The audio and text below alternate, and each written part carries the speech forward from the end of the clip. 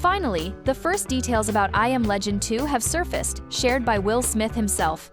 What was once a highly anticipated sequel has turned into a long-gestating project with a tangled production history and no confirmed start date. However, following an interview with the lead star, details about the plot, an approximate release window, and Michael B. Jordan's role have come to light. Let's now discuss how the story will evolve, why the prequel idea was scrapped, and most importantly, when we can expect the second installment. There's no doubt that I Am Legend is a legendary and beloved project among audiences. Will Smith, alongside his dog Samantha, carried the entire film, which remains one of the finest portrayals of post-apocalyptic cinema.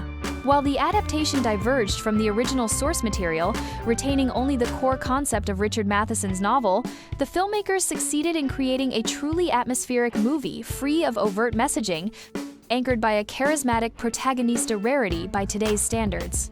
When I Am Legend was released, it became an instant box office hit, prompting the studio to explore sequel options.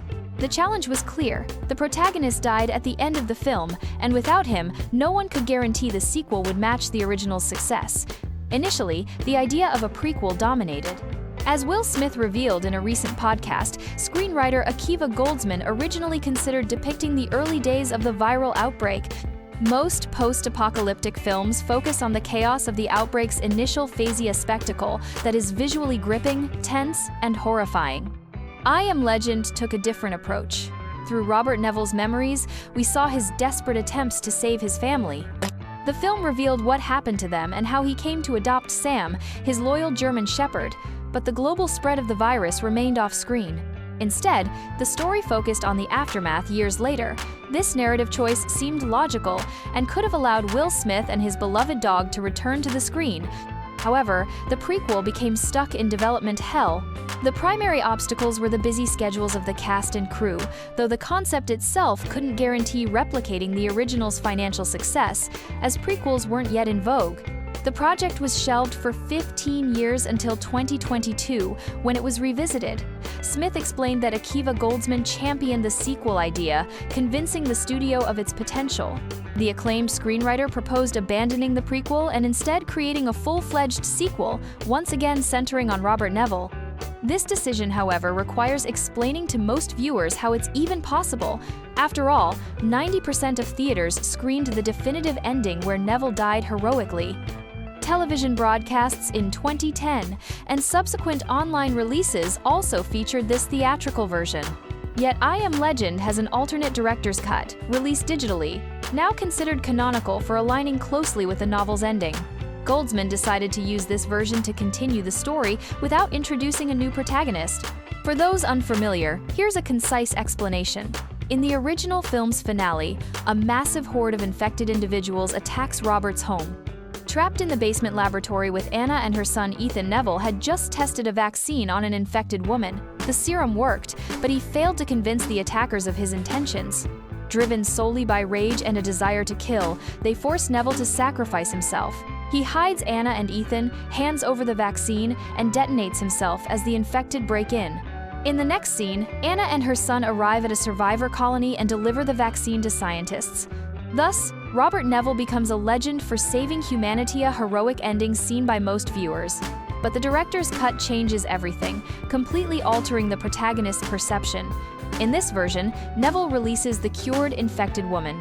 The leader of the attackers observes this calmly, then retrieves the woman and withdraws with his followers, sparing the humans. This reveals that the infected are not bloodthirsty predators. They protect one another and do not seek to exterminate all humans. The film then shows Neville, Anna, and her son leaving New York to search for other survivors, ending on a note that leaves the door open for a sequel. This alternate ending closely mirrors Richard Matheson's 1954 novel I Am Legend. In the book, Robert Neville is a far cry from the heroic scientist, is a lonely, alcoholic man grappling with isolation. The novel explores philosophical reflections on the nature of evil, which shifts depending on perspective. The virus in the story is a variation of vampirism, meaning the infected retain their ability to communicate and cooperate, albeit with heightened aggression. Neville spends his days fortifying his home, killing infected individuals with garlic and steaks, and researching a cure partly to maintain his sanity. Ultimately, Neville is captured, realizing the infected have adapted to their new reality. To them, he is the monstera nocturnal boogeyman who murders them in their sleep.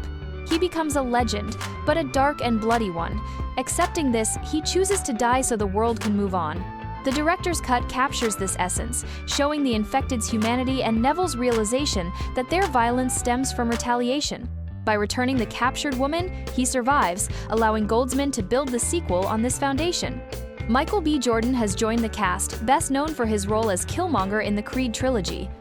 Initially, rumors suggested he would play a younger Neville in a prequel, with Smith appearing in future timelines.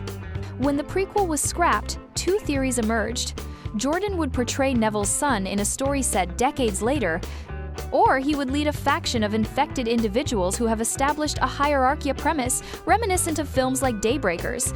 To avoid such comparisons, the creators opted for a fresh approach. According to Smith, Jordan will lead a survivor settlement in Connecticut. He is neither Neville's son nor the leader of the infected. As a leader, his character is poised to clash ideologically with Neville, who, in the director's cut, acknowledges the infected's humanity. Jordan's character, shaped by years of survivalist pragmatism, likely views them solely as threats, attention ripe for exploration. How compelling this dynamic will be remains uncertain, as production delays persist. Director Francis Lawrence and Goldsman are also collaborating on Constantine, 2 with Keanu Reeves. Both sequels, under Warner Brothers, lack clear timelines. Smith tactfully avoided specifying a release window, suggesting even he is unaware of filming dates. Optimistically, the sequel is at least 3 years away. Skeptics argue that I Am Legend doesn't need a sequel, as it risks losing the original's haunting atmosphere. Neville and Sam's isolation in a desolate New York created an unparalleled sense of loneliness and decay. Introducing a settlement of survivors would drastically shift the tone, making a prequel feel more organic. Still, with Smith, Jordan, and the original creative team reuniting, there's hope for a worthy follow-up. Share your thoughts in the comments. Should I Am Legend 2 be made, or is it a cash grab exploiting the first film's legacy? What are your expectations for Jordan's role? Wouldn't it have been better to make him the leader of the infected? Subscribe to discover new dimensions of your favorite movies and dive into the fascinating world of cinema with us.